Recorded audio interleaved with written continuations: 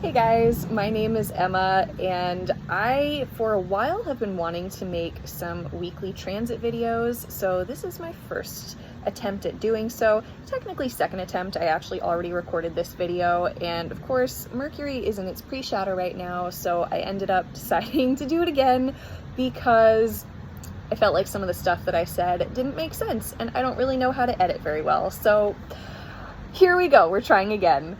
I'm going to be talking about the transits for the week of July 7th through the 13th. So we're going to do Monday through Sunday, so you can hear about the weekend as well.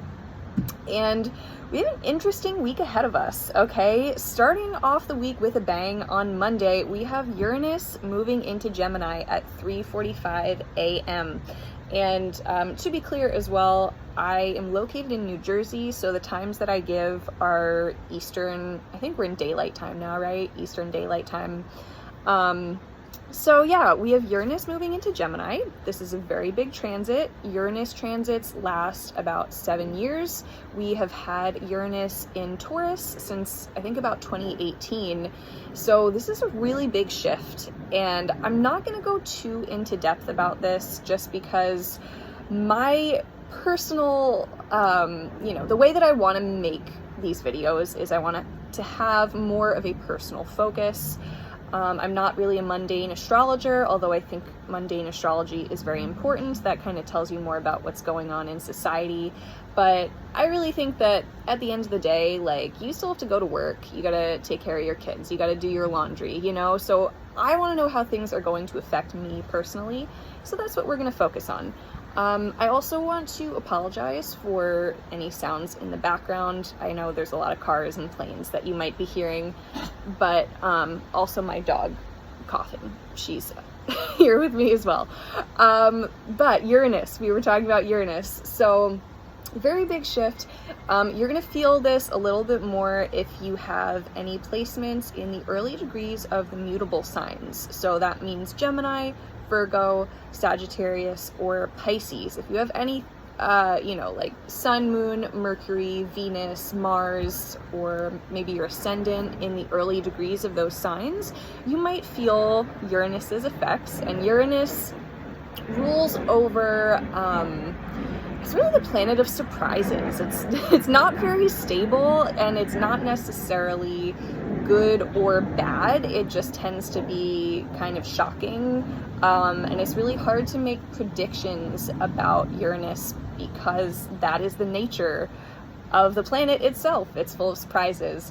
Uranus in Gemini is, I think, a little bit better. It's going to be a little better than Uranus in Taurus because Taurus is a fixed earth sign. It is a lot more grounded and stable. So I do hope that maybe if you're like me and you have fixed placements, you have anything in Taurus, Leo, Scorpio, or Aquarius, maybe we'll get a little bit more stability. I mean, not too much just yet because we have a Mercury retrograde in Leo, and of course we have Pluto in Aquarius, but I do think maybe we'll get a little bit of relief for us fixed signs with Uranus moving into Gemini.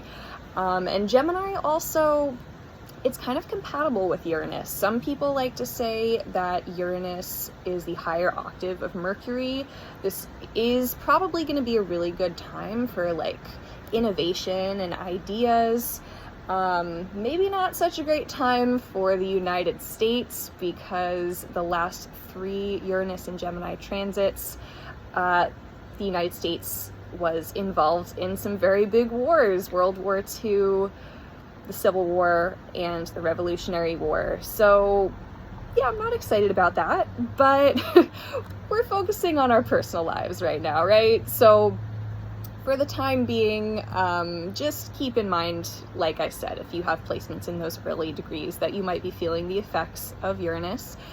And then let's see what else is going on Monday. So we also have Venus, which is currently in Gemini. It's going to be making a trine to Pluto in Aquarius at 4:43 a.m.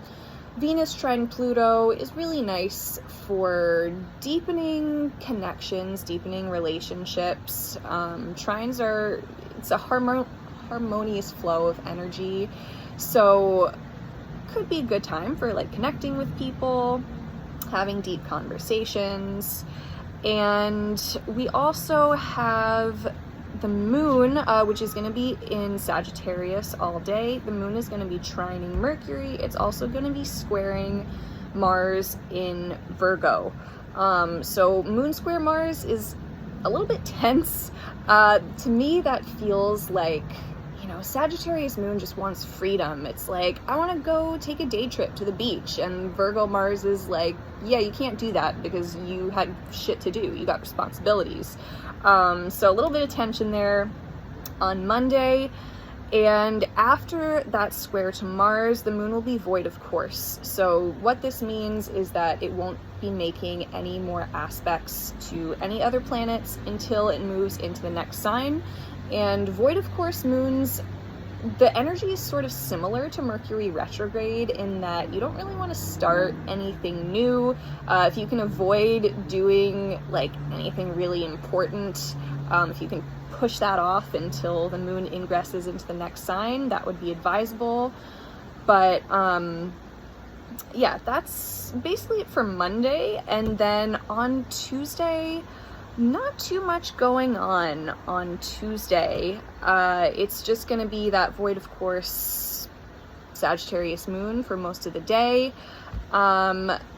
We can skip ahead to Wednesday, I guess. So on Wednesday, we have the moon moving into Capricorn at 4:54 a.m. And this is the beginning of the full moon. So the full moon is going to be hitting on Thursday, but you really start to feel that energy as soon as the moon moves into Capricorn and the day prior to the full moon itself.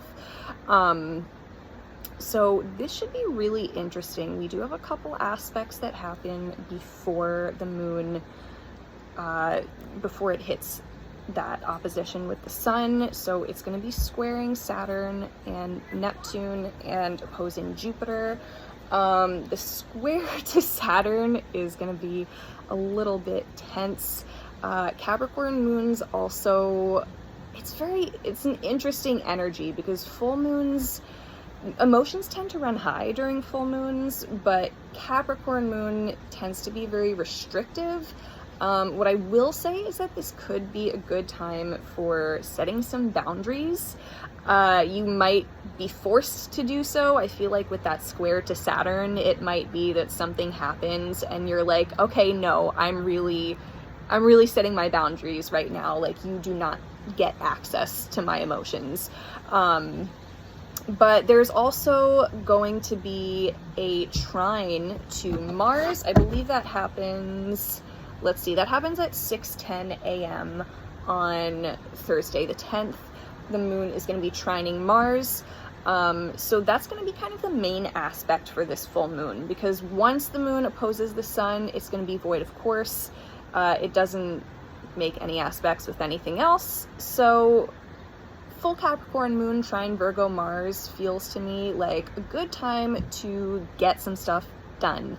You know, it's that earthy energy.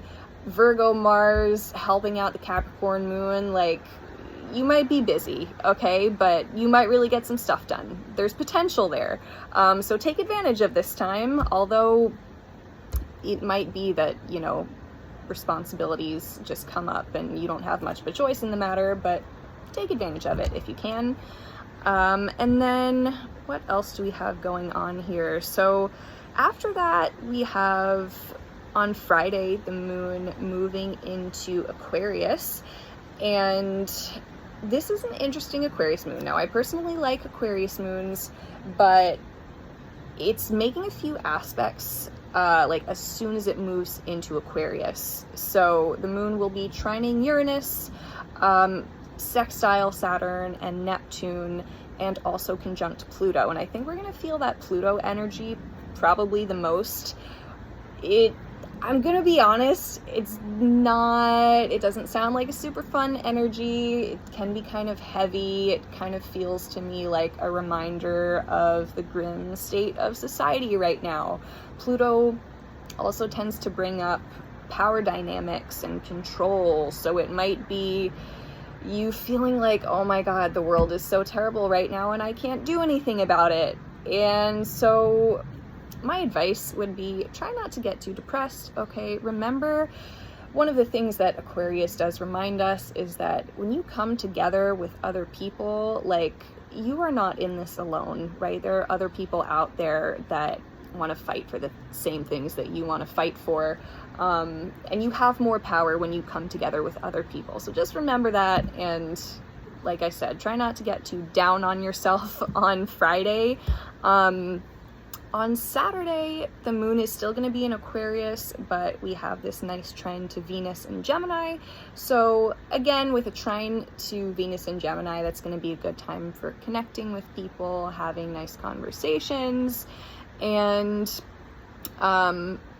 yeah, and then it opposes Mercury and is void, of course, for the afternoon and evening.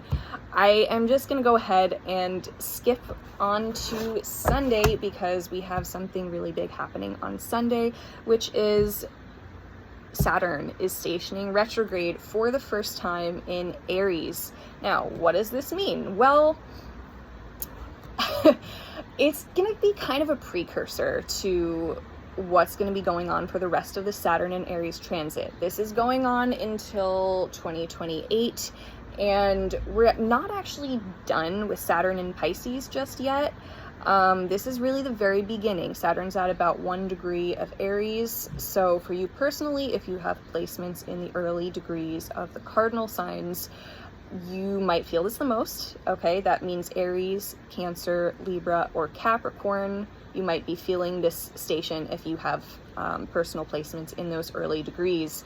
And Saturn retrograde, this lasts for a few months. I forget when Saturn stations direct. I think maybe sometime in November or something like that. But it's probably not going to be fun. I'm going to be really honest with you. This feels to me, and this might be a weird metaphor, but what I thought of was like, you are in school, right? You did a science fair project. You made a volcano, and you're carrying your volcano, walking through the hall, and then your bully comes up to you and trips you, and you fall down, and your volcano explodes and goes everywhere, and also you break your ankle. And it's just not, it's not a good time. It's not fun. And not only that, but this is not an isolated incident. This bully is somebody you're going to have to deal with for the next few years until you graduate. Not to mention, you have to redo your whole project, and that's the metaphor for Saturn retrograde, right? Is kind of, you got to go back, you got to redo some things, and yeah, it's probably going to be annoying, but that's life, okay? This is what happens. And the good news is we get a little break, like I said, from this Aries energy when Saturn goes back into Pisces on September 1st, but we're gonna have to deal with Saturn and Aries for a few more years. Maybe at the end of it all, you'll learn how to better deal with bullying and stand up for yourself. That's the hope. But, you know, just be aware. Just be aware that's going on. And we do also have on Sunday the moon moving into Pisces at 7:44 p.m. Now, Pisces moons, of course, we love Pisces moons, right? What a lovely Delulu energy. But don't get Delulu right away because it's going to be squaring Uranus right off the bat. So there might be some surprises in store, not to mention that, you know, I'm not going to go into next week, but there will be, what do we have, a square with Mars, or opposition with Mars. So it might not be a super fun Pisces moon either, but that's our week, okay? I hope that this was a little bit informative, and I don't know, maybe I'll try to do it again sometime. Sorry if this was weird. I don't know how to edit very well, so I was just kind of hoping for the best here, and I had the motivation to make this video, so yay for me. And hopefully I get to see you again soon, guys. Have a great week. Bye.